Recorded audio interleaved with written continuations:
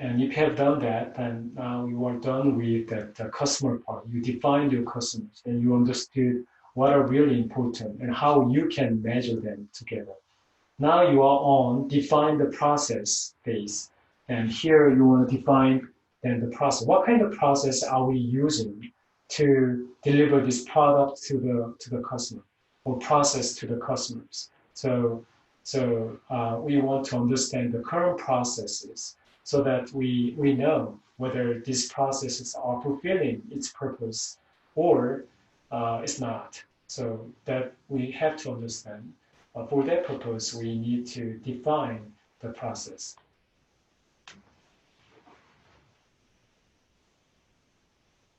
So the key question that you want to ask in this phase, how is the problem related to the process? For example, oh wow, our pizza deliveries is missing the mark. It's always late, 10 to 15 minutes. We wanted to deliver it in 15 minutes, but it takes usually 30 minutes. Why is that, right? And you do research and you find that, usually if it is ordered in the afternoon, we are fine. So between 1 and 5 p.m., we are okay. We can handle it in 15 minutes. However, when we did research, we found that the order that comes from 5 to 10 p.m., it takes on average 30 minutes. Why is that? And you find that you have the shortage of the staff, and or you have the rushy orders at the time, and then you are ordering, sending your staff there, or you see that students are coming back and they are ordering more pizzas than before. As a result, your kitchen staffs cannot handle the capacity or the order. That's why that is happening. Or if you are working in an inventory and you see that you receive order once every day in a certain amount, and the lead time is say 5 days. If you order it, the order comes 5 days later, and then you find that your forecasting is not accurate. As a result, you are short on the inventory. Or it could be, your forecasting is too much. As a result, you have a lot of stocks carrying in your inventory. So those are things that you can think of. And the question is, how is the problem related to the process? As I have been emphasizing, we are not just looking at the product itself, but we relate that to the process and try to understand the cause of the problem in the view of process. So how do we do that? First of all, what we do is we want to understand the process itself, and we start with a high level, 3,000 feet above view of the processes, and that's called the SIPOC, SIPOC, and it's called the SIPOC because it's simply an acronym of supplier, input, process, output, and customers. So you are not looking at a micro level of your processes, but you are doing this work by looking at from the 3,000 feet above the ground view. So you first focus on process. What kind of process? Macro process do we go after, right? That's first thing that you want to create. And then you go to what is the input of that process? And what is the output of that process? And what is the supplier of that? What is the customer of that? So you are going to connect everything from input to output, from customer to from supplier to customers all together, and becomes a SIPOC.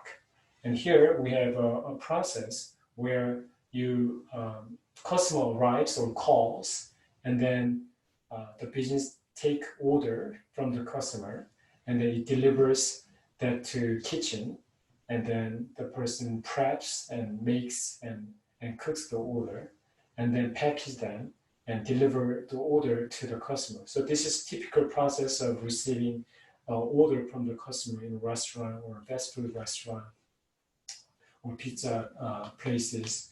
So that's the process that they go through. So simply it's a macro level processes. And now you want to look at the input of that process, So what is the input? The customer arrives or calls. That happens when customer comes in or when the customer calls, right? And you take order. The input of that is the customer's order, and then you also want to deliver it to the kitchen. And the input of that is you need to give the menu and the table number and how many people are there, right? Those things have to be delivered to the kitchen. And then in the kitchen, they are prepping and cooking the order, and we need kitchen burners and ingredients and cook, and you have to check whether it's overcooked or not, and everything is done in an efficient way. That has to be checked. And then package order, the input would be the package itself, and also drink or other things can be there, and it is delivered to the customers. And who are the suppliers of these things?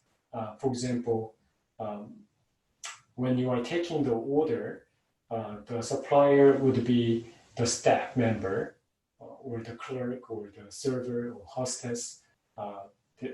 They might be the supplier of that. And in the kitchen, we have the equipment, and who are the supplier of the equipment? Who are the supplier of the energy or gas? Who are the supplier of the finished foods? Those things have to be done here, right? So you are manifesting all the suppliers related to the processes. And then output of that. Output will be, for example, when the customer comes, that output is the fact that the customer came in. And taking the order can be a computer screen. You are entering that order into the system, or it could be a paper-based order. And delivery to kitchen will be it can be transmitted to the kitchen electronically or as a paper, and then prepping the output of that will be the food itself, and all the packages and ketchup and other spices that you can give. Those things will be the output of that, and you are delivering it to the customer. And the customer is simply the customer of the order is the customer. However, the customer of that of the cooking process is the cook or the staff member. So we also want to look at not only the external customer, but also internal customer as an employees. So that will be specified here too. And doing so, we are understanding the entire process as a whole, and that is very helpful for us to see the processes as a big picture rather than just a small part of the process. So in that sense, SciPog is a great tool for us to have this big picture in mind.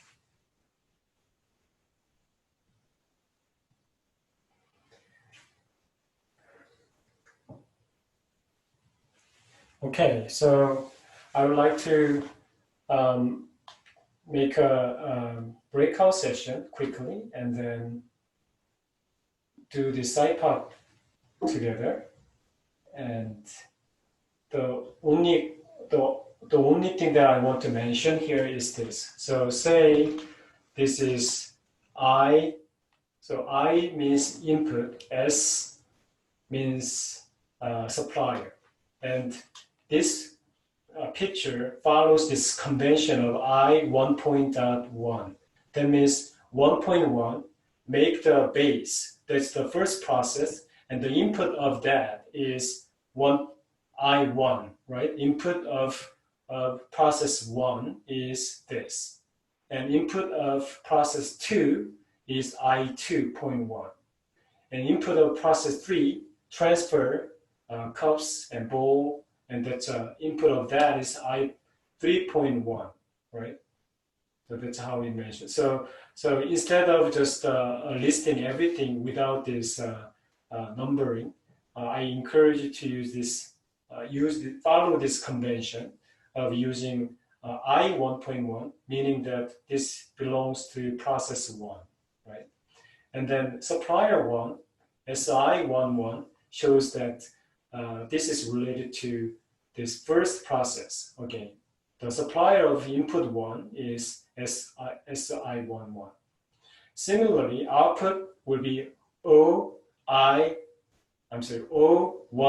right? O1.1, or O1.2, O1.3, something like that. And the customer will be C1.1, C1.2. So doing so, you understand that customer 1.1 related to process 1, make the base. Say if you go to process P, P5, that P5 is tipped then in prepared tin. So if you look at here, I5.1 is present tin. So that's we understand that this is related to process 5. So follow this convention so that everything is organized and you are not get confused.